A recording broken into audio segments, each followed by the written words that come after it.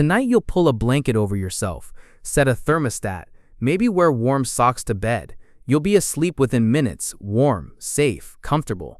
30,000 years ago, none of that existed. The temperature outside was -20 degrees Celsius, sometimes -35.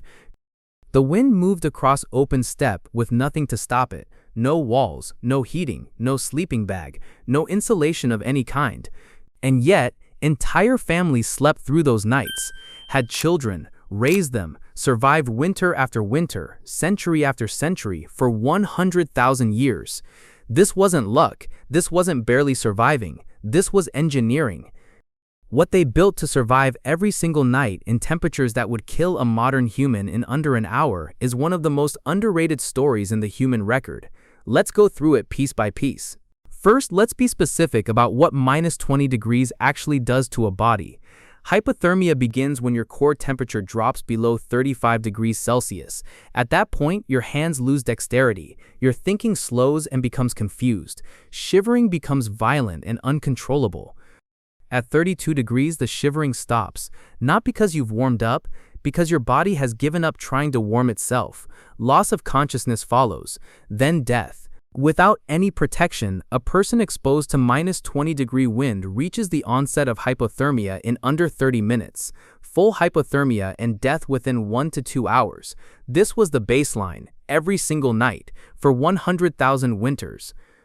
The humans who survived those nights did not do it by accident.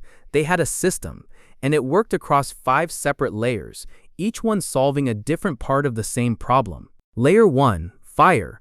Everyone knows ancient humans used fire. That's not the interesting part.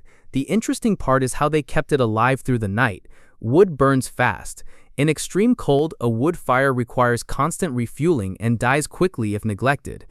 The Ice Age solution was mammoth fat. Excavations across Ukraine and Russia have found stone lamps, carved from rock, filled with rendered animal fat, that burned far hotter and longer than any wood fire. One properly fueled stone lamp could provide continuous heat and light for an entire night without needing to be fed. At the site of Mezherych in Ukraine, excavated in 1965, archaeologists uncovered 4 winter shelters dating to 15,000 years ago. Each one had a central hearth. Surrounding each shelter were the remains of approximately 149 mammoths. This was not a hunting camp. This was a winter settlement. Planned, maintained, built to survive months of extreme cold. Layer 2, the structure itself. Most people picture ancient humans sleeping in a natural cave, shivering in the dark, barely protected. The Mezherych shelters were something completely different. They were built from mammoth skulls, jawbones, tusks, and leg bones, assembled into curved walls and covered with hides. The largest structure excavated at Mezherych was over 20 square meters. That is not a shelter, that is a house. The curved walls reduced wind resistance. The interlocking bones provided structural stability. The hide covering trapped warm air inside. They understood thermal dynamics without having words for it. They also understood that the ground steals heat faster than the air above it, so they lined their floors with hides and soft plant material. Every surface that could lose heat was insulated.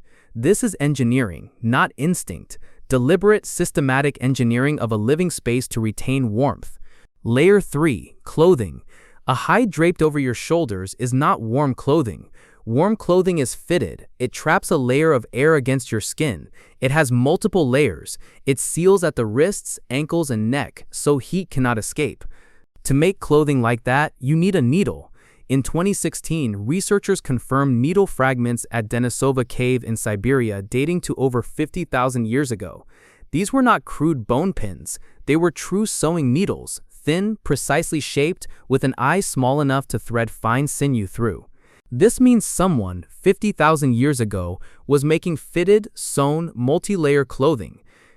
Experimental archaeologists who have fully reconstructed Ice Age garments from authentic materials found that a well-made set, fitted jacket, trousers, boots, hood, mittens can keep a person comfortable at -40 degrees during moderate activity. The people surviving Ice Age winters were not wrapped in raw skins. They were dressed better and more intelligently than the majority of humans who would live on this planet for the next 20,000 years. Layer 4, the biology. Fire, structure, and clothing solved the external problem. There was also an internal one. At rest, the human body generates roughly 80 watts of heat. In -20-degree temperatures, you lose heat faster than you produce it if you are still and alone. The first biological solution was communal sleeping. Adults, children, elders, all pressed together with no personal space and no separate sleeping arrangements. Research on traditional cold climate communities shows that 5 adults sleeping in close contact in an enclosed space raised the ambient temperature by 8 to 10 degrees compared to sleeping alone. That difference is survival. The second solution was diet. Mammoth meat is roughly 40% fat. Fatty meat generates significantly more metabolic heat than lean protein. The body of a person eating a high-fat Ice Age diet was running hotter by design, more fuel, more internal heat production. The third solution was acclimatization. Research on populations who live in sustained cold environments, the Inuit of the Arctic, the Sami of Scandinavia, shows that the human body increases its production of brown fat in response to prolonged cold exposure. Brown fat is different from regular body fat. It doesn't store energy. It burns it, generating heat directly without shivering. It is the body's internal furnace, and it grows larger and more active the more it is used. The people who slept through Ice Age winters were not just enduring cold. Their bodies had physiologically adapted to produce more heat than ours do today. They were warmer inside than a modern person in the same conditions would be. Layer 5. Sleep itself. This is where it gets strange. They did not sleep the way you sleep. In 1992, psychiatrist Thomas Wehr at the National Institute of Mental Health ran an experiment. He removed all artificial light from a group of volunteers for 1 month and gave them 14 hours of darkness every night, similar to a winter night in Ice Age Europe. Without any instruction about how to sleep, every participant settled into the same pattern: 4 hours of sleep, then 1 to 2 hours of quiet, calm wakefulness, then 4 more hours of sleep, segmented sleep, 2 phases, separated by a natural window of alertness. This was not a disorder. This was not insomnia. Wehr's volunteers described the waking window as deeply calm, a kind of meditative alertness, different from daytime consciousness, and this pattern appears in historical records across centuries and cultures. Medieval physicians had a name for it: first sleep and second sleep. Hundreds of historical texts reference waking between sleeps as completely ordinary. It appears to be the default human sleep architecture, the one we are built for. Artificial light, street lamps, Edison bulbs, screens, suppressed it so completely that most people living today have never experienced it. In an Ice Age winter shelter, that middle window had a function that was not optional. Someone had to check the fire. The stone lamp burned for hours, but not forever. Someone had to listen for predators moving near the shelter. Someone had to add fat to the lamp before it went out. And human biology, without anyone designing it this way, without any deliberate planning, had created a natural rotation that made this possible. 4 hours of deep sleep, a natural alert window, check the fire, listen, feed the lamp, then 4 more hours of sleep. The biology and the survival requirement matched perfectly. The fire did not maintain itself, and the biological system that kept humans alive through the night was not separate from sleep.